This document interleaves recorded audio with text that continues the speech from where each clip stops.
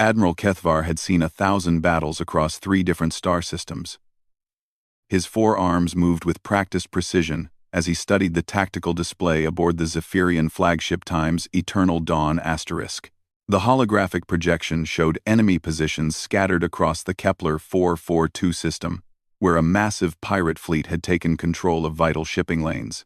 The Galactic Defense Coalition had assembled their finest commanders for this operation. Kethvar represented the Zephyrians, whose military doctrine emphasized overwhelming firepower and defensive positions. Commander Yilth of the Crystalline Valorians brought their species' expertise in energy shields and coordinated fleet movements. The insectoid Hivemind Collective had sent Drone Prime 7749, whose tactical calculations could process millions of battle scenarios in seconds. Then there were the humans. Captain Sarah Chen stood quietly at the edge of the command center, her single pair of arms folded behind her back. Her species had joined the coalition only 50 years ago, after making contact through a damaged exploration vessel. The humans had proven themselves capable warriors in smaller skirmishes, but this would be their first major fleet engagement, alongside the established powers.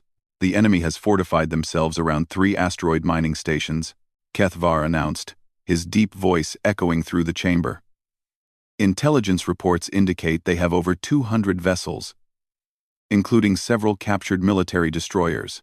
Our combined fleet numbers 160 ships. Commander Yilth's crystalline form pulsed with soft blue light as she spoke. Standard engagement protocols suggest we establish defensive formations here. She gestured to a point beyond the asteroid field. We can force them to come to us, using our superior firepower to pick them off as they advance through the debris field. Drone Prime 7749's multifaceted eyes flickered rapidly. Probability calculations support this strategy. Enemy forces lack the discipline for prolonged siege warfare. They will make tactical errors within 72 hours of engagement. Kethvar nodded approvingly. This was exactly the kind of methodical approach that had won wars for millennia. Captain Chen, do your forces concur with this assessment? Sarah Chen stepped forward, her brown eyes scanning the tactical display. With respect, Admiral, I think we're looking at this wrong. The command center fell silent. Kethvar's forearms tensed slightly. Please elaborate. Captain, you're thinking like soldiers fighting other soldiers, Chen said, moving to the holographic projection. But these aren't soldiers, they're pirates. They think like criminals, not warriors. They've taken those mining stations because they provide resources and defensible positions. But they also represent everything these pirates value most: wealth, security, territory. Yilth's form dimmed with confusion. Are you suggesting we simply attack the stations directly? That would be suicide. The defensive platforms alone could destroy half our fleet. No, Chen replied, a slight smile playing at the corners of her mouth. I'm suggesting we make them think we're going to take something they value even more. She manipulated the display, highlighting a series of coordinates on the far side of the system. Long-range scans show a massive asteroid composed primarily of rare earth minerals. It's been drifting there for centuries, probably knocked loose from the original formation. The pirates haven't bothered with it because it's too far from their operations. Drone Prime 7749's eyes ceased their flickering. I fail to see the tactical relevance of this information. The relevance is psychological, Chen explained. Pirates are greedy above all else. If we start mining operations on that asteroid loudly, obviously, making it clear we've found something incredibly valuable, they'll abandon their defensive positions to come take it from us. Kethvar studied the human captain with new interest. You want to use their greed against them. But even if they take the bait, they'll still outnumber us in open space. That's where the second part comes in, Chen said, her smile growing wider. Humans have a saying, never fight fair with a stranger, boy. You'll never get out of the jungle that way. We don't meet them in open space. We meet them in the asteroid field around their target. She gestured to the dense collection of rocks and debris surrounding the valuable asteroid. We seed the field with mines, position our ships to use the asteroids as cover, And when they arrive expecting easy prey, we spring the trap. They'll be so focused on the prize that they won't notice the danger until it's too late." The silence stretched for several moments. Finally, Commander Yilth spoke. "This strategy, it relies heavily on deception and misdirection. It seems almost dishonorable." Captain Chen's expression hardened slightly. "Honor is a luxury for species that have never had to fight for their survival on a world that actively tried to kill them every single day. Humans evolved on a planet with predators, natural disasters, diseases, and resource scarcity that would make most of your world seem like paradise. We learned to be creative in our survival techniques because the alternative was extinction." Drone Prime 7749's analytical mind processed this information rapidly. "You are proposing asymmetrical warfare tactics. This is unconventional." "Unconventional wins battles," Chen replied. "Conventional gets good soldiers killed unnecessarily." Kethvar found himself genuinely intrigued by the human approach. In all his years of military service, he had never encountered a species that thought quite like this. "What would you need to implement this strategy?" Quote, "Give me 3 of our fastest ships and a mining platform," Chen said without hesitation. "The mining operation needs to look real, so we actually have to start extracting materials. I'll also need permission to modify some of our torpedo loadouts. We're going to need specialized mines that can hide among the asteroid debris." "And if the pirates don't take the bait?" Yilth asked. Chen shrugged. "Then we fall back to your original plan. But trust me, they'll come. Pirates always think they're smarter than everyone else. Show them easy money, and they'll convince themselves they can take it." Admiral Kethvar considered the proposal. Every instinct trained into him over decades of military service screamed against such an unorthodox approach. Yet something about the human's confidence, her understanding of psychology and motivation, made him pause. "Very well, Captain Chen," he decided. "We'll try your strategy. But if this fails, sir, you can blame the crazy humans and use it as an excuse to keep us out of major operations for the next century." Chen replied with a grin that showed entirely too many teeth for Kethvar's comfort. As the meeting dispersed, and the various commanders began preparing their forces, Kethvar watched Captain Chen work with her human subordinates.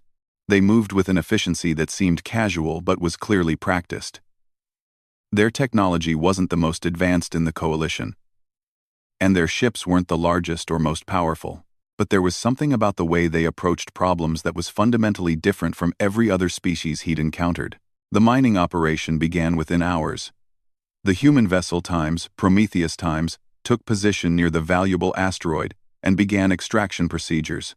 The work was genuine. They were actually pulling rare earth minerals from the rock, but everything about their operation seemed designed to attract attention. Their communications were broadcast on frequencies the pirates regularly monitored. Their defensive formations were deliberately sparse. To any observer, they looked like a small, isolated group that had stumbled onto a fortune and was desperately trying to extract as much as possible before anyone noticed. Meanwhile, the main fleet took position in the asteroid field exactly as Chen had suggested. Human engineers worked alongside Zephyrian demolitions experts to create mines that would blend perfectly with the surrounding rocks. Valorian energy shielding technology was adapted to hide ship signatures among the larger asteroids. Kethvar had to admit, watching the humans work was educational. They approached each problem with a creativity he'd never seen before. When conventional mine placement proved too obvious, a young human engineer suggested attaching the explosives to small asteroids and programming them to drift in seemingly natural patterns. When communication between hidden ships became an issue, another human proposed using the natural electromagnetic fields of the asteroids to create a hidden relay network. "Admiral," came Commander Yilth's concerned voice over the comm system, "our long-range sensors are detecting movement from the pirate fleet. It appears they're beginning to mobilize." Kethvar felt his heart's rate increase. "How many ships?" "Approximately 140 vessels, sir. They're leaving minimal forces to guard the mining stations." Captain Chen's voice cut into the channel, calm and confident. "Right on schedule. They're bringing almost everything they have because they think we're just a small mining operation. They want to overwhelm us, quickly and completely." "Captain," they still significantly outnumber our forces. Drone Prime 7749 observed. Even with the element of surprise, our tactical situation remains precarious. That's true, Chen acknowledged. But we're not fighting their numbers. We're fighting their assumptions. They expect us to run when they arrive. They expect easy victory. They're not prepared for a real fight, and that's going to cost them. As the pirate fleet approached the asteroid field, Kethvar found himself holding his breath. Everything depended on the next few hours. Either the human strategy would prove its worth, or they would all face annihilation far from any hope of rescue. The first pirate ships entered sensor range, and Kethvar began to understand why Captain Chen had seemed so confident. The enemy formation was sloppy, overconfident, spread out in a way that prioritized speed over defensive capability. They were racing toward what they believed would be easy prey, completely unaware that they were flying directly into the most sophisticated trap the Galactic Defense Coalition had ever deployed. All ships, maintain communication silence, Chen's voice whispered over the secure channel. Let them get nice and comfortable before we introduce ourselves. Kethvar watched the tactical display as more and more enemy vessels poured into the asteroid field, their focus entirely on the mining operation ahead.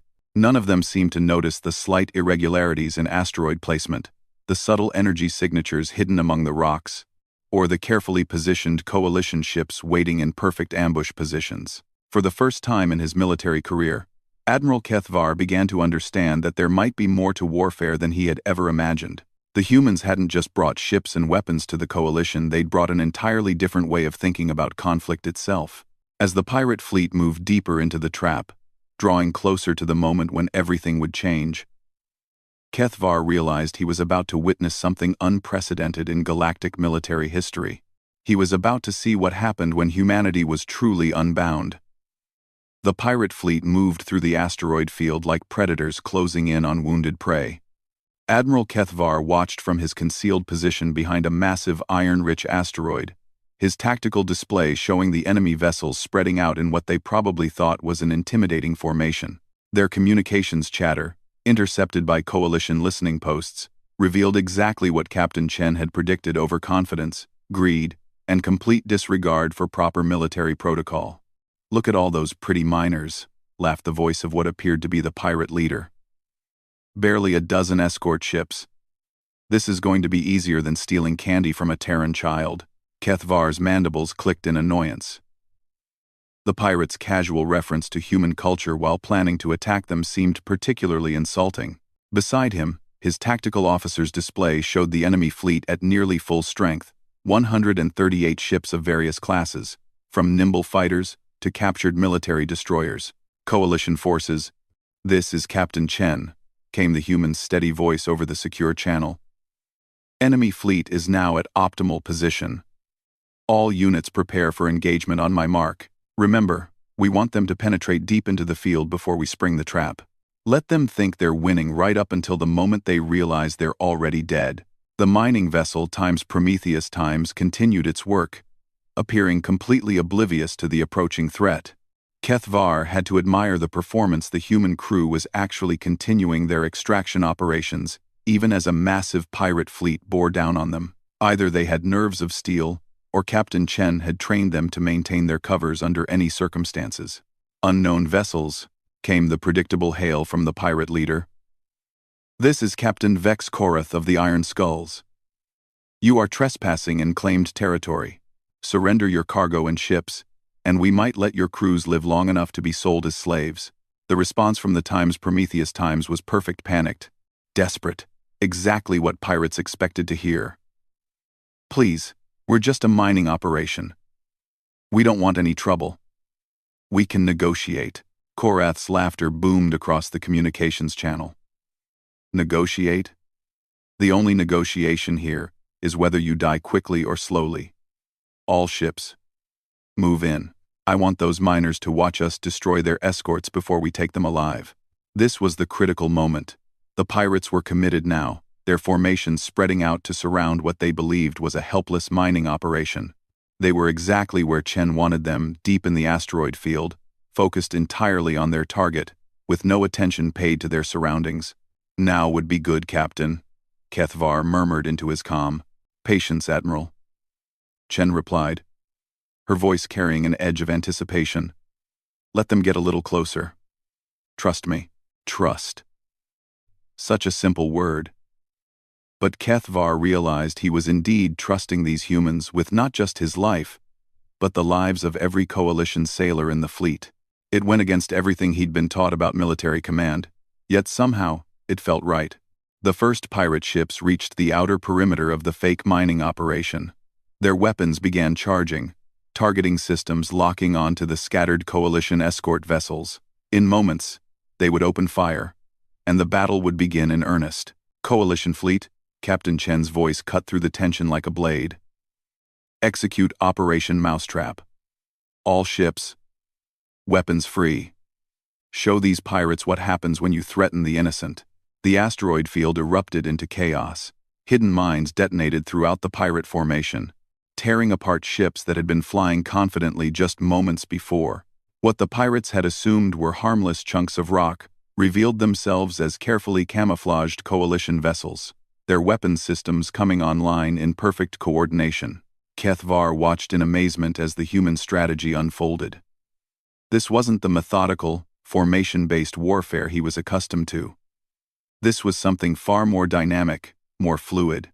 Human ships darted between asteroids with a reckless precision that should have been impossible, using the rocky debris not just as cover but as weapons themselves.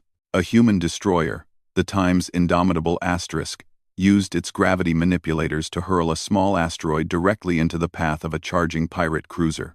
The impact cracked the enemy ship's hull, and before it could recover, 3 coalition fighters emerged from behind a nearby rock formation to finish it off with coordinated torpedo strikes. By the sacred crystals, Commander Yilth whispered over the comm. How are they moving like that? The collision calculations alone should make such maneuvers impossible. They're not calculating.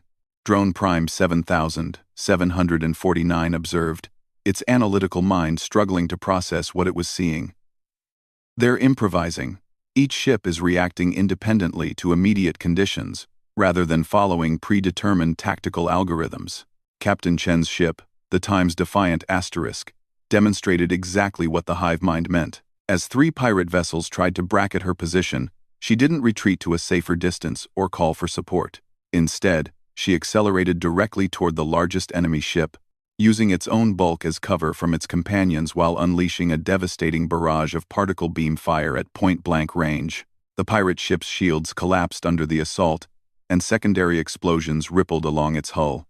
But rather than staying to finish the kill, Chen immediately changed course, leaving the crippled vessel for her wingmen while she dove toward another target that was threatening a Valorian science ship. This is madness, Kethvar muttered, even as he watched his own tactical display show the pirate fleet being systematically dismantled.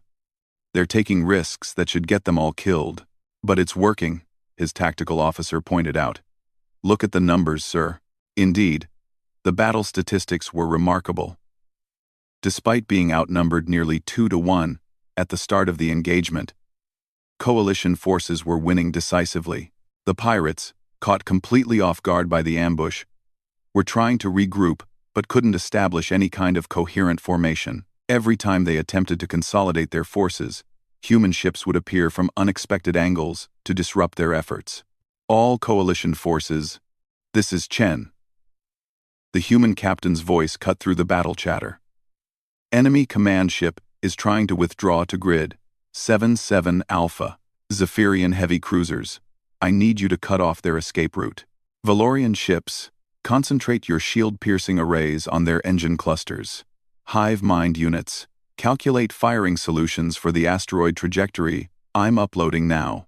Kethvar found himself following the humans' orders without question, moving his heavy cruiser times eternal dawn times to block the pirate leader's retreat while his weapons officers prepared for the coordinated strike Chen was orchestrating.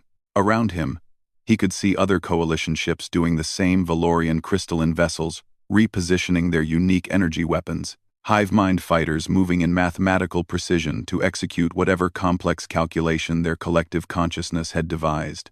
Captain Karath, Chen's voice suddenly broadcast on an open channel, audible to both fleets.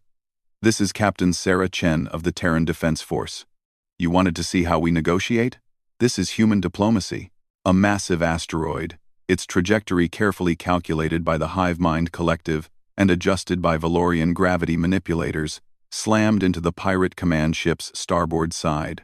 The impact sent the vessel spinning out of control, its engines failing, its weapons systems offline. Impossible, Korath's voice crackled over the comm, filled with pain and disbelief. How did you? We had you outnumbered. We had surprise. No, Chen replied, her voice carrying a coldness that made Kethvar's blood chill. You had assumptions. You assumed we were weak because we were helping instead of conquering. You assumed we were stupid because we don't look like you. You assumed we'd be easy prey because we're relatively new to this galactic community. Every assumption you made was wrong. And now your people are paying the price. The battle was effectively over. Scattered pirate ships throughout the asteroid field were either destroyed, disabled, or attempting to surrender.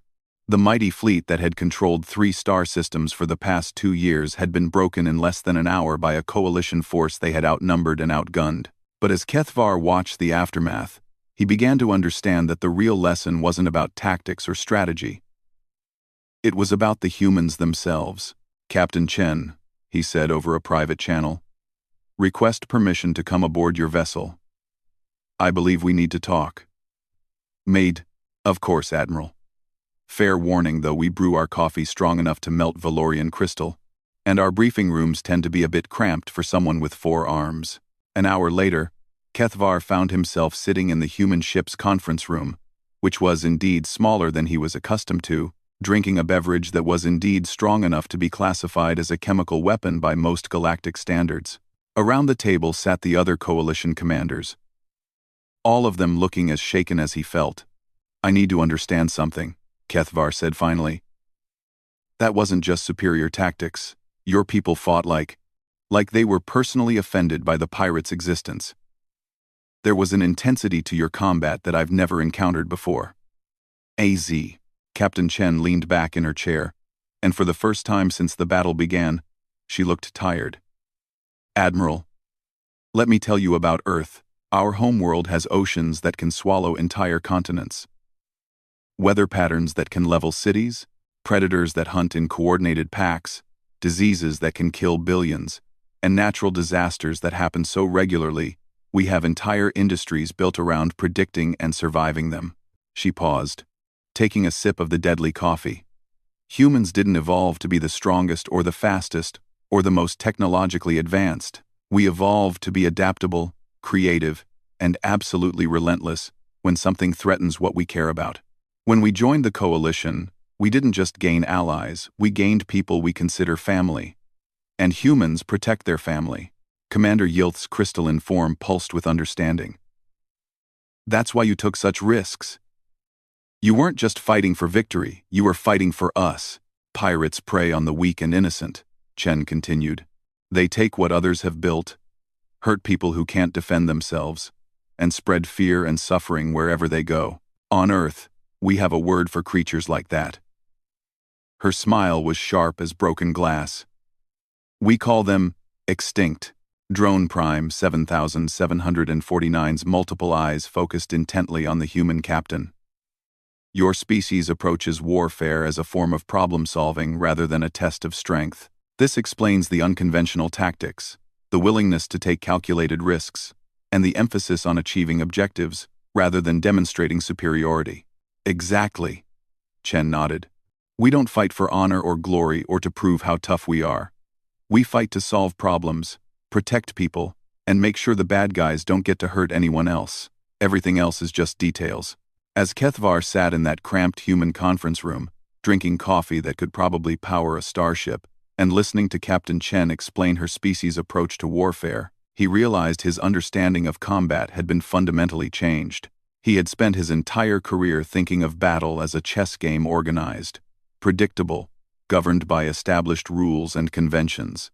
The humans had just shown him that sometimes battle wasn't chess at all. Sometimes it was jazz, improvisational, creative, and utterly devastating when performed by masters of the art.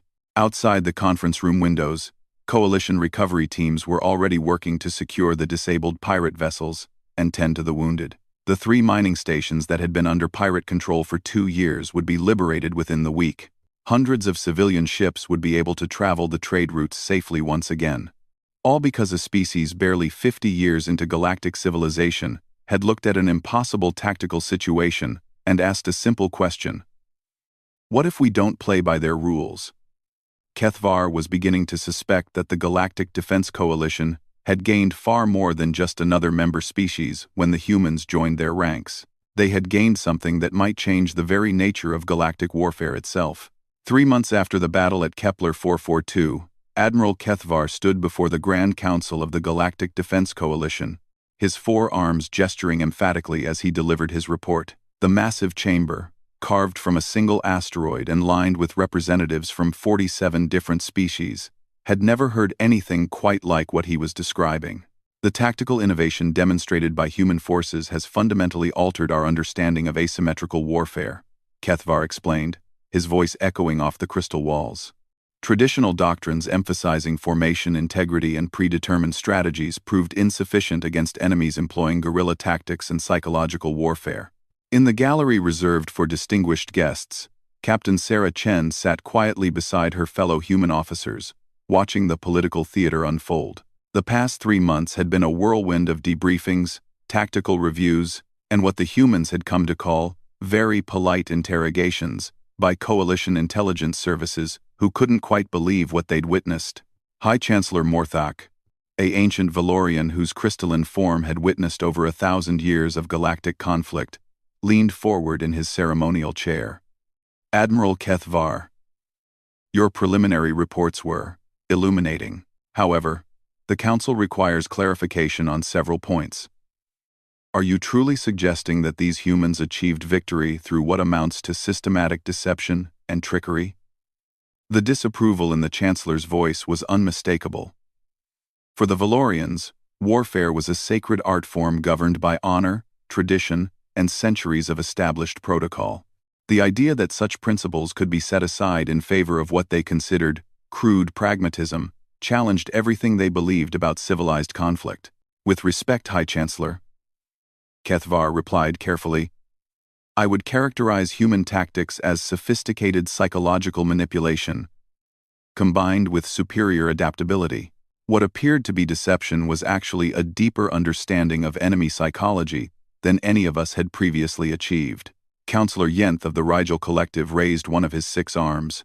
The reports indicate that human forces intentionally placed themselves in positions of extreme danger, taking risks that our own tactical computers would classify as suicidal. How do we reconcile this with claims of superior strategy? Captain Chen had heard enough. With a slight nod from Admiral Kethvar, she rose from her seat in the gallery. High Chancellor, if I may address the Council directly? A murmur rippled through the chamber.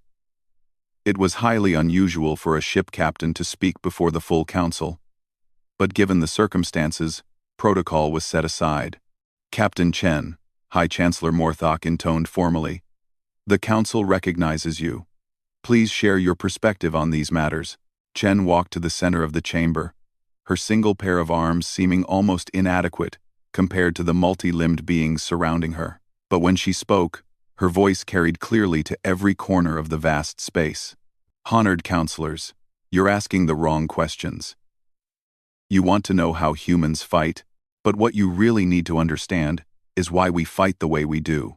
She gestured to the tactical displays that still showed details of the Kepler 442 engagement. Every species in this chamber evolved under different conditions, faced different challenges, developed different survival strategies. The Valorians mastered energy manipulation because their homeworld's crystal formations made traditional metallurgy impossible. The Zephyrians developed their 4-armed physiology and tactical precision because their world demanded perfect coordination to survive its massive gravity wells. The Hivemind Collective achieved mathematical perfection because their ancestors faced predators that could only be defeated through absolutely flawless timing. The chamber fell silent as representatives from various worlds recognized the accuracy of her observations. Chen continued, her voice growing stronger. Earth was different.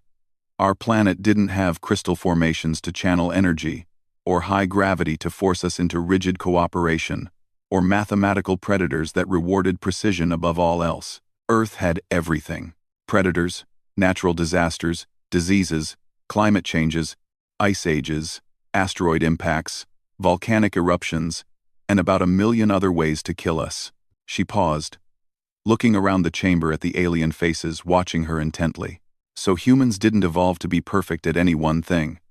We evolved to be adaptable to everything. We learned to use whatever tools we could find, to turn any situation to our advantage, to never give up, no matter how bad things got. We learned that sometimes the difference between life and death isn't following the rules, it's being creative enough to make new rules. High Chancellor Morthok's crystalline form pulsed with what Chen had learned to recognize as thoughtfulness.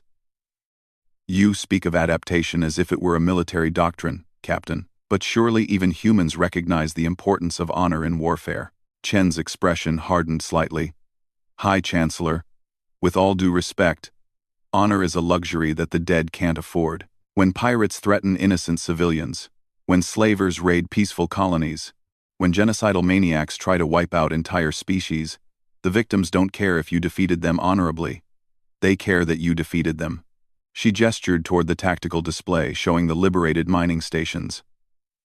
Those pirate fleets we destroyed had killed over 10,000 civilians in the past 2 years. They had enslaved entire populations, destroyed trade routes that millions of beings depended on for survival, and spread terror across 3-star systems. Every day we spent planning an honorable engagement was another day they had to hurt people who couldn't defend themselves. The chamber erupted in murmurs and discussions as different species digested this perspective. Chen waited for the noise to subside before continuing. Humans have a saying: the only unfair fight is the one you lose. We don't fight to demonstrate our superiority or to prove our courage. We fight to protect what we love and to stop what threatens it. If that means breaking a few tactical conventions, if that means taking risks that computers say are impossible, if that means using our enemy's arrogance against them, then that's exactly what we'll do. Counselor Yenth leaned forward.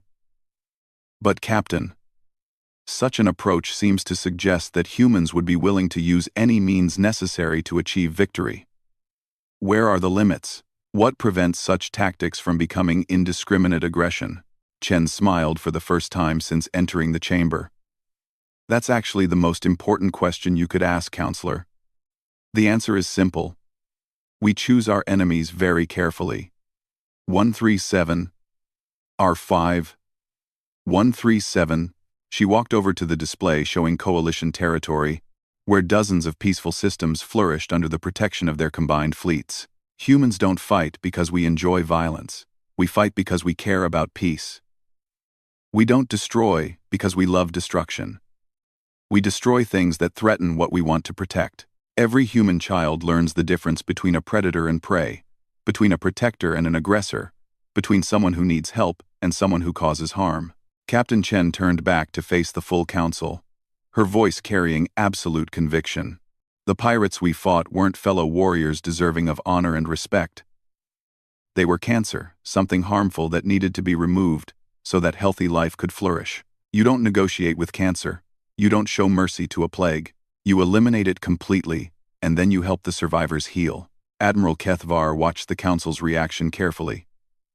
He could see understanding dawning in many of the representatives' expressions, but also concern in others. The human approach to warfare was undeniably effective, but it challenged fundamental assumptions about how civilized beings should conduct themselves. High Chancellor Morthok spoke slowly, his ancient voice carrying the weight of centuries. Captain Chen, your words are enlightening, but they also raise concerns about humanity's long-term integration into coalition forces.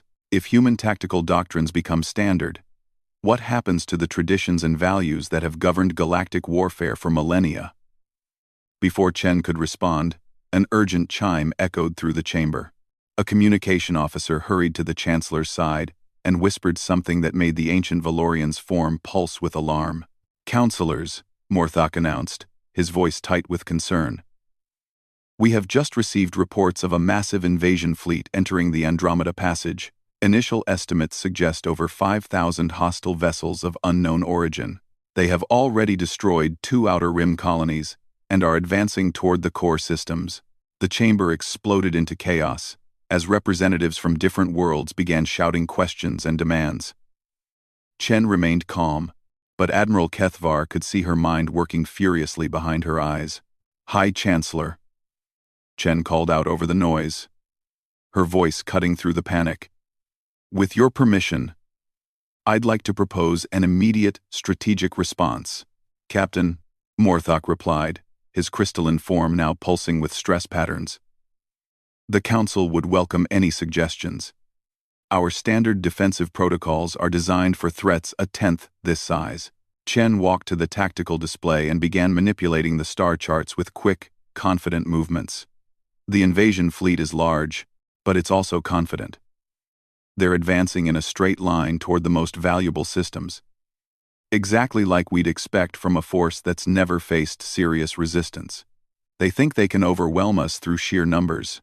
She highlighted a series of systems along the invasion route. "But they're making the same mistake the pirates made. They're assuming they understand us. They're assuming we'll meet them head-on in massive fleet engagements where their numbers give them the advantage." Admiral Kethvar felt a familiar sensation, the same mixture of excitement and terror he'd experienced at Kepler 442. "What are you proposing, Captain?" Chen's smile was sharp as a blade and twice as dangerous. "I'm proposing we show them what happens when humanity gets angry. Not just my ship. Not just the human fleet, all of us. Every coalition species, every tactical advantage we have, every creative solution we can devise. We're going to teach this invasion force the most important lesson in human military history." "Which is?" High Chancellor Morthok asked. "Never pick a fight with someone who has more to lose than you do," Chen replied. "Because they'll always be willing to go further than you're prepared for." As emergency klaxons began sounding throughout the station, and coalition fleets across the galaxy received mobilization orders, Admiral Kethvar realized he was about to witness something unprecedented in galactic history. Not just humanity unbound, but an entire coalition of civilizations united under human tactical doctrine. The invaders had expected to face organized, predictable resistance from a civilized galactic government. Instead, they were about to encounter something that had never existed before. A coalition of alien species fighting with human creativity, human determination, and human ruthlessness in defense of everything they held dear. Kethvar thought about the coffee aboard Chen's ship, about the casual way humans spoke of extinct predators, about their willingness to turn any situation to their advantage. The invasion fleet had over 5,000 ships, but as he watched Captain Chen coordinate with coalition commanders from dozens of different worlds, he began to suspect that the invaders had made the same critical error as the pirates. They had assumed that bigger meant stronger. They were about to learn that sometimes, the most dangerous enemy isn't the one with the biggest guns, it's the one with the best imagination. As reports continued to stream in about the advancing invasion fleet, Admiral Kethvar found himself looking forward to